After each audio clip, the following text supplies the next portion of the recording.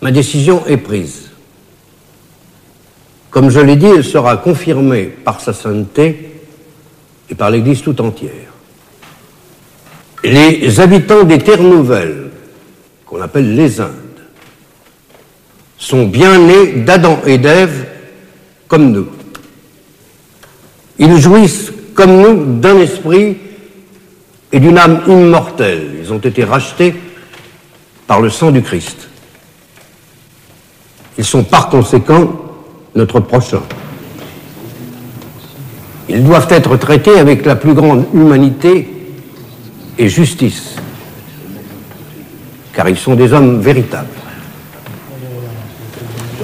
Cette décision sera rendue publique et proclamée dans toutes les églises de l'Ancien et du Nouveau Monde.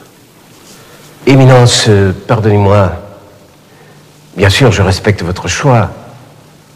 Mais avez-vous réellement examiné toute l'importance de ces paroles?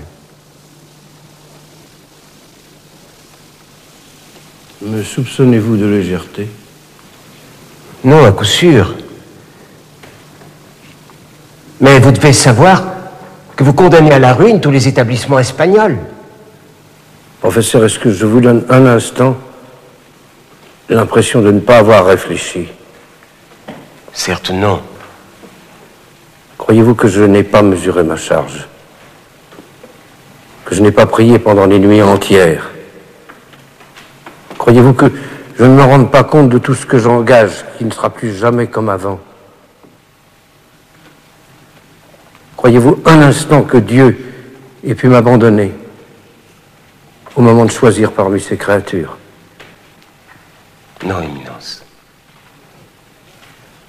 On commettrait cependant une grande erreur en pensant que l'Église ne tient aucun compte des intérêts légitimes de ses membres.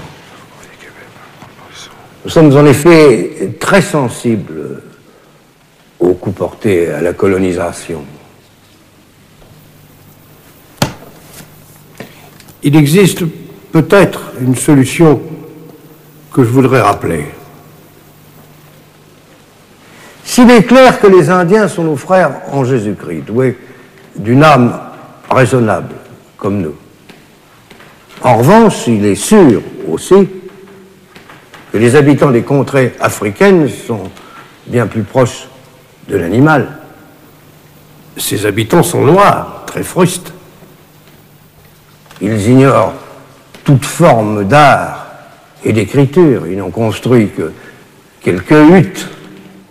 Toute leur activité est physique, c'est certain. Et depuis l'époque de Rome, ils ont toujours été soumis et domestiqués.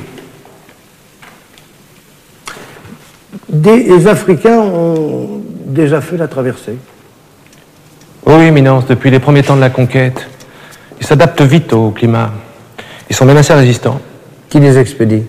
Les Portugais, surtout, les capturent et les vendent. Très cher, d'ailleurs.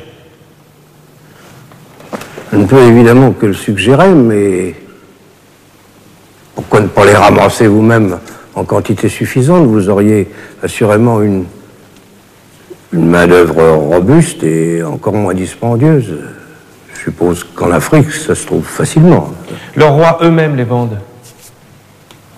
L'Église ne s'opposerait pas à ce genre d'expédition? Pourquoi voulez-vous qu'elle s'y oppose? Est-ce que le roi d'Espagne s'y oppose? Éminence, cela risque de devenir très rapidement un grand commerce et de conduire à tous les abus.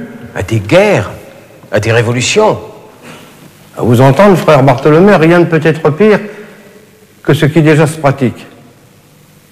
Vous-même, il me semble, vous avez eu un esclave noir.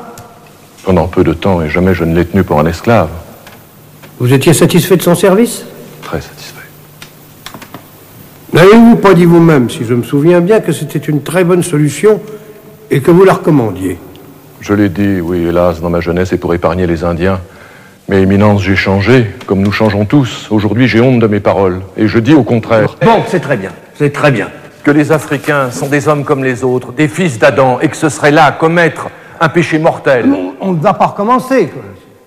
Nous ne sommes pas ici pour ça. C'est très bien. Nous ajouterons un codicille. Il préparera une rédaction. Au nom de sa sainteté, je vous remercie de votre aide. Rendons grâce à Dieu d'avoir été parmi nous jusqu'au dernier moment. In nomine Patris et Filii et Spiritus Sancti. Amen.